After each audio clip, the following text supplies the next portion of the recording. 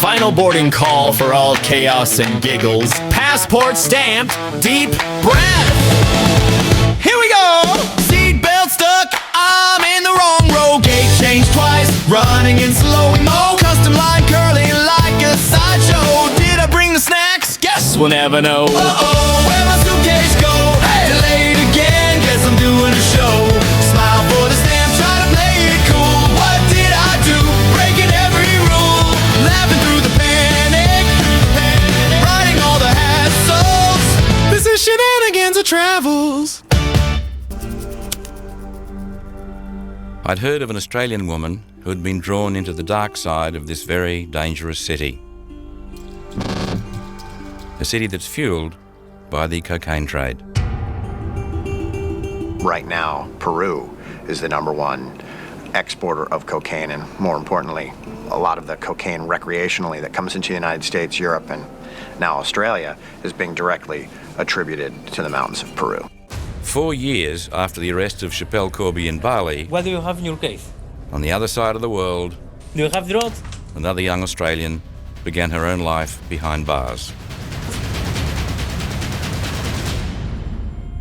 Bronwyn K. Atherton was busted at an airport in Peru with a suitcase full of cocaine. Unlike Corby, Bronwyn's story has never been told. Come with me. The cartel that hired her betrayed her. Set up, locked up inside this prison. There's no way that she knew that she was involved in such a complex, organized crime mechanism. There's no way she could have known that. At the bottom of this ruthless and bloody business are the drug mules, human fodder for the drug lords. Foreign tourists, often enlisted. The cocaine hidden ingeniously in souvenirs, the lining of suitcases and surfboards. And the story of one young traveller lured into this world is what brings us here to Lima's Santa Monica prison. On the street outside, hundreds of visitors line up. After lengthy negotiations, I've been granted access to meet the only Australian inside. Okay.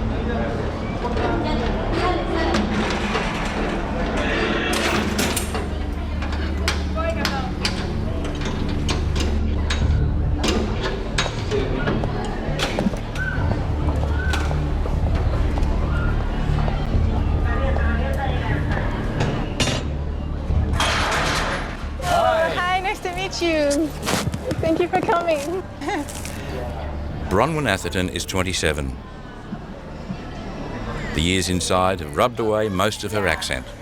This is the hospital area. This is the Catholic Church. The prisoners are a mix of the naive and nervous, the hardened and dangerous.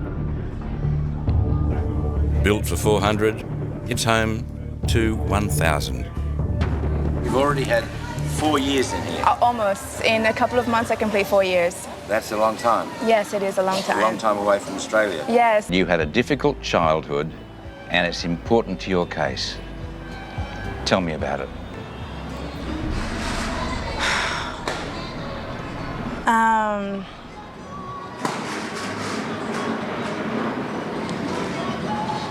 Wait a second. Shit, man. I don't know if I want to do this, man.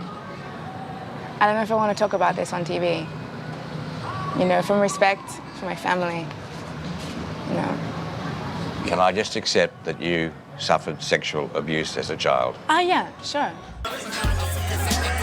The bad guys are very, very good at this, usually targeting people who are in some way disenfranchised in some capacity. They're hungry for something that they're not getting. Desperate and broke, Bronwyn walked through that door. In early 2008, she was flown from Africa to South America and introduced to a Colombian she grew to trust. She called him Uncle. Out of all the people that I met, you know, he was the only person that really treated me like a daughter. Bronwyn was being groomed. She's being handled. And we as humans, we need affection. We need approval. We need attention. We need that. Uncle gave her money, somewhere to stay, treated her with affection and respect, and for months asked for nothing in return. Then, one day, Uncle asked her to meet two friends of his, Peruvian drug runners. This was the squeeze. She was asked to carry cocaine to France. It's October 17, 2008. She meets the drug traffickers at a cafe. They give her a business class plane ticket and put her in a taxi to the airport. Hasta la vista, baby. The suitcase filled with cocaine is in the boot.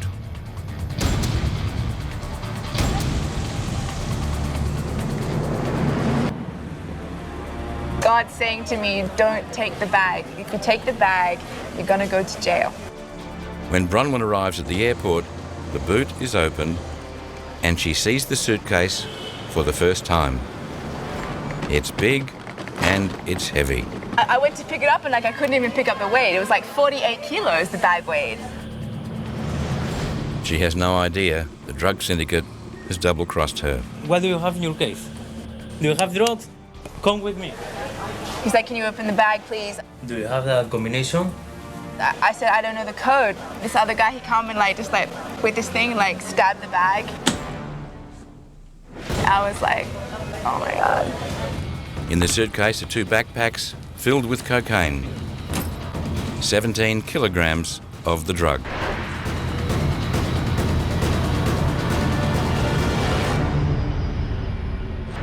What do you have here? The syndicate that betrayed her wanted her to be comfortable in prison. What is this? Pants? T-shirts? In her suitcase was a doona, a pillow, and warm clothes. Here's how it works. In return for bigger shipments of cocaine being let through, the syndicates tip off corrupt police who arrest the lowest level drug mules.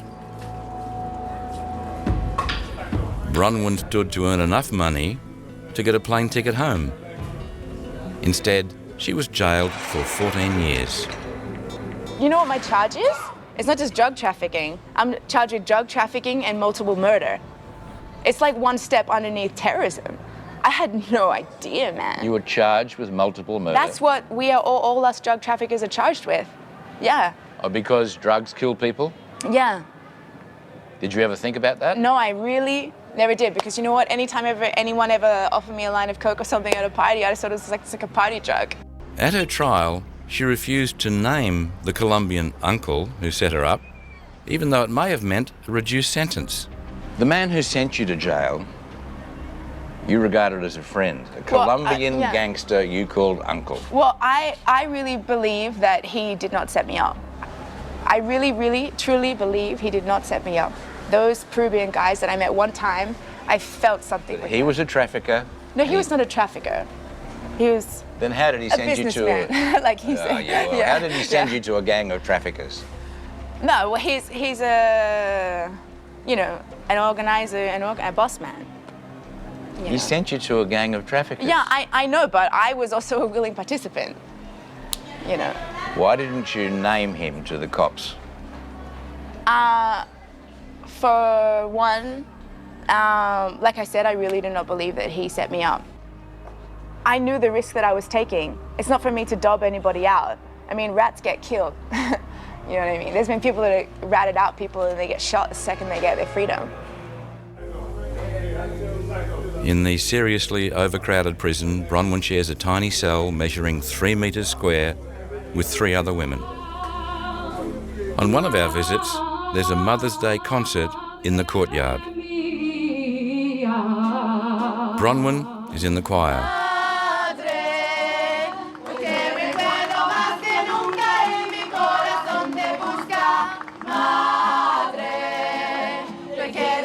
Alongside her is her best friend Deirdre, a Canadian also jailed for cocaine smuggling. A 14-year jail term may be a death sentence because of difficulties getting medicine to treat her HIV.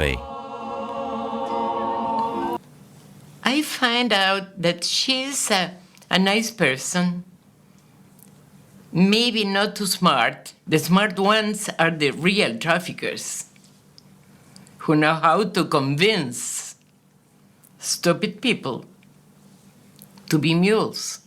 I want to talk about your mother. Okay. Your best friend Deirdre says, you need your mother. Yeah. Yeah, I do. Yeah. It's been a long time. It's been nearly 6 years since I've seen her. Yeah. In what way do you need her? Well, yeah, I mean, I just want to give her a big hug. You know, I just want to give her a big hug. Bronwyn is paying the price, a heavy, heavy price, for mistakes she made when life seemed to turn against her. She's not blaming anyone but herself. I suffer the consequences from my decisions.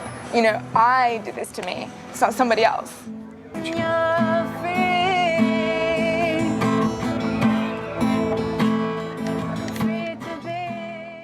This is Shenanigans of Travels.